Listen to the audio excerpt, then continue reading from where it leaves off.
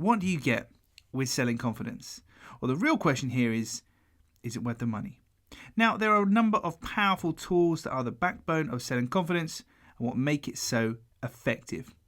Rather than being perfect world theory, the tools we have created not only work, but are designed to be used in the moment as and when you need them.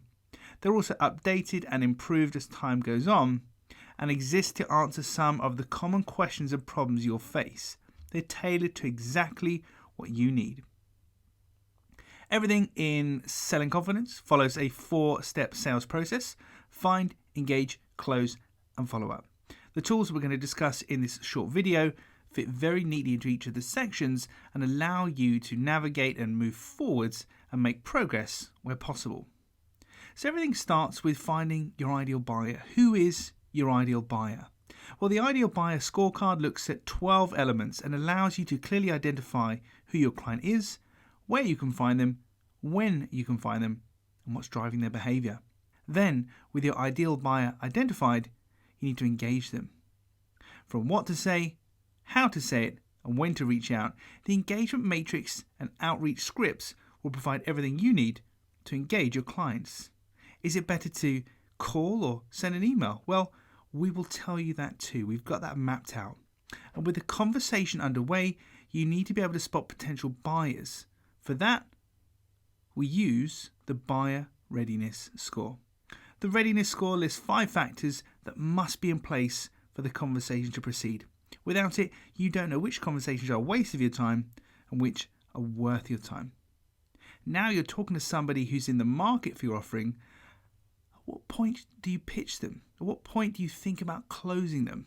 Well, for that, you need the buyer intent score. This will save any awkward situations where you're trying to pitch people who just are not interested. So when you've got somebody that's showing buyer intent, how do you actually pitch them without feeling salesy or pushy? This is a huge problem for a lot of people. Well, we created the value loop, which gives you a simple 5-step process to follow. It allows you to ask for the business without feeling awkward or pushy. And if you need to, you can also use the risk scale to ensure you have everything in place that you need to reassure your client that making the purchase is the right move for them.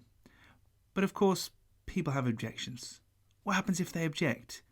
We've got you covered.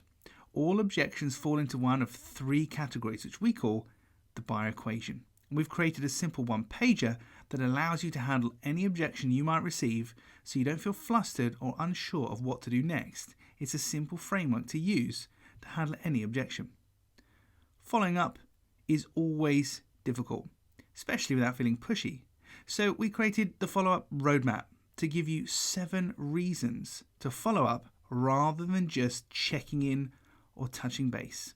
This allows you to keep the relationship alive and the opportunity alive, but without feeling salesy or pushy. Everything in selling confidence is backed by our 10 fundamental rules. There are 10 fundamental rules that sit behind everything we do in selling confidence.